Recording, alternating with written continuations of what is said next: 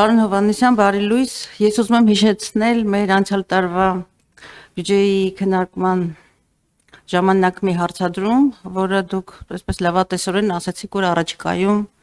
վերատեսության կենթարկվի եւ ձեր քաղաքականության մեջ, ձեր կամ կառավարության քաղաքականության մեջ այսպես մաս է կազմելու եւ խոսքը վերաբերում է մշակույթի ոլորտի եւ հատկապես թանգարանային եւ գրադարանային ոլորտի աշխատակիցների աշխատավարձին։ Ուզում եմ հասկանալ ձեզանից, արդյոք այդ ուղղությամբ կարող ենք որևէ դրական լուրի մասին խոսել, եթե այո, խնդրում եմ հաստատեք, եթե ոչ, խնդրում եմ ասեք, թե ինչու ոչ։ Եթե ես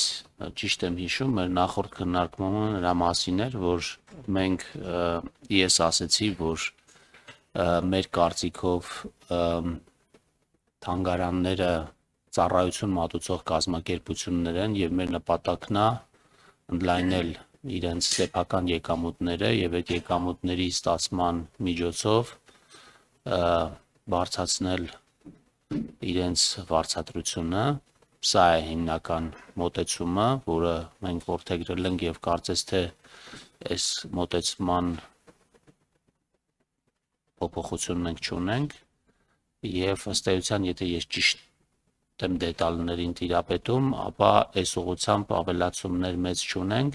բայց նախարարը այս մասով երևի ավելի ստույգ կպարզաբանի։ Ընդհանուր առմամբ մեր խոսակցությունը, որին դուք հղում եք անում, այդտեղ ես չէի ասում, որ մենք պատրաստում ենք այստեղ փոփոխություն անենք, ընդհակառակը մեր նպատակն է նպաստել, օգնել տարբեր մշակութային կազմակերպություններին եւ մենք դա անում ենք, օրինակ թատրոնների եւ այլ նույն թանգարանների տեխնիկական հագեցվածության համար գումարներ ենք հատկացնում, որպեսզի իրանք կարողանան ավելի լավ եւ գրավիչ պայմաններով ծառայություն մատուցել եւ իրենց ֆինանսական կանոնության հարցերը կարողանան լուծել։ Ունեք արձագանք։ Պարոն Հովհաննիսյան, ըստ էության ես իհարկե կարդացել եմ բյուջեն եւ հասկացել եմ, որ ուրեմն փոփոխություն չկա այս ուղղությամբ եւ ձեր մոտեցումը կամ կառավարության մոտեցումը, որ ծառայությունների մատուցման ճանապարհով բարձրացնել այս ոլորտի աշխատավարձը, ըստ էության չի աշխատում։ Եվ եթե թատերական կազմակերպությունը, թատերահամերգային կազմակերպությունները ծառայություններ մատուցելու որոշակի լայն սպեկտր ունեն, նույնը չի կարելի ասել շատ թանգարանների եւ հիմնականում գրադարանների մասին։ Եվ սա այն հոգեվոր մշակութային ոլորտն է, որը պետության դրական դերակատարության, պարտավորության, պոզիտիվ պարտավորությունների մեջ է մտնում, այս ոլորտի նկատմամբ հատուկ ուշադրությունը, որպես հոգեվոր անվտանգության ոլորտ հատուկ ուշադրությունը եւ մարդկանց հատկապես գրադարաններ եւ թանգարաններ եմ ես հատկապես շեշտում, որովհետեւ այս մարդկանց մենք համարյա թե գամել ենք աղքատության շեմին, եւ եթե միջինացված մի գումար ասեմ նրանց աշխատավարձի, լավագույն դեպքում միջինացված ցուցանիշն եմ ասում 83000-ը լավագույն դեպքում չի անցնում, բայց այնտեղ կան մարդիկ, որոնք ընդհանրապես 70000-ի միջակայքում են աշխատավարձ ստանում։ Եվ ես ցավում եմ այս պահին ձեռքս չկա, ես բյուջեի քննարկման լիագումարի ժամանակ ցույց կտամ, որոշ պոակների տնօրեններ շատ ավելի առատորեն են օգտվում սրանից, նկատի ունեմ արտաբյուջետային միջոցներից եւ ձեռքս ընկավ մի հաշվետախտակ աշխատավարձի պոակների տնօրենի, որտեղ գառն ու պոակի տնօրենը 5 միլիոնի պարգևավճար էր ստացել։ Ասենք թե եթե նրա բախտը բերել է եւ ինքը հայտնվել է գառնի պատմամշակութային արգելոցի տնօրեն, որը մեր համազգային ժառանգության հատվածն է, տվյալ պարագայում, ուրիշների հետ չեմ համեմատում, կարող է այդպիսի տնօրենն է, այդպիսի աշխատավարձ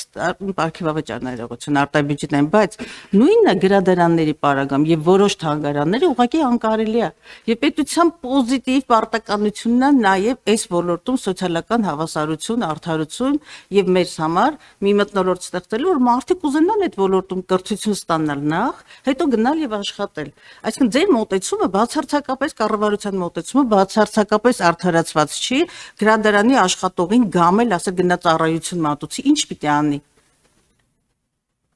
Պիտի այդ հաշվարկներ ունենաք, չէ՞, այդ վերլուծությունը պիտի ունենաք։ Սա մի ոլորտ է, որտեղ այսպես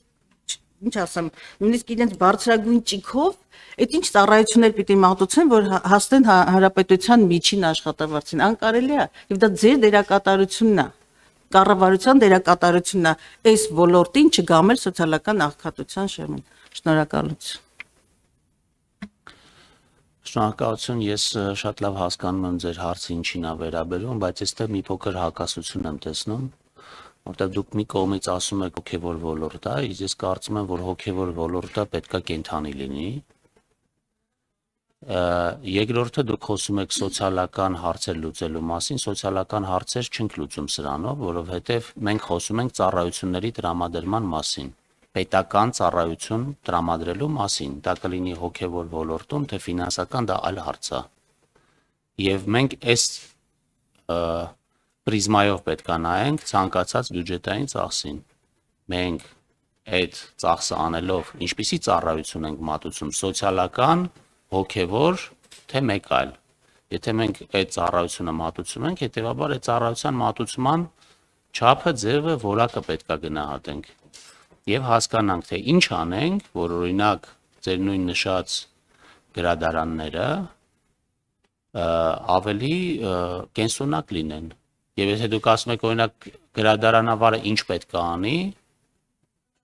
եթե ոչ մեկին պետք չի գրադարանը, այդ դեպքում այսինքն ձեր հարցը այդտեղ է, այսինքն եթե գառնին ինչ որ մեկին պետքա գնում են եւ գումար են վճարում եւ գրադարանը ոչ մեկին պետք չի, ոչ մեկ չի գնում, ոչ մի բան չի վճարում։ Դուք խնդրում եմ იხեղեք, իմ հարցադրումը այդպեսին չէր, բացարձակապես իմ հարցադրումը այդպեսին չէր եւ կար ծառայությունների Տեսակներ, տեսակներ։ բայց դուք այլևս արձագանքելու ավարտվել է, ավելացնելու բան չունեմ։ ավարտելու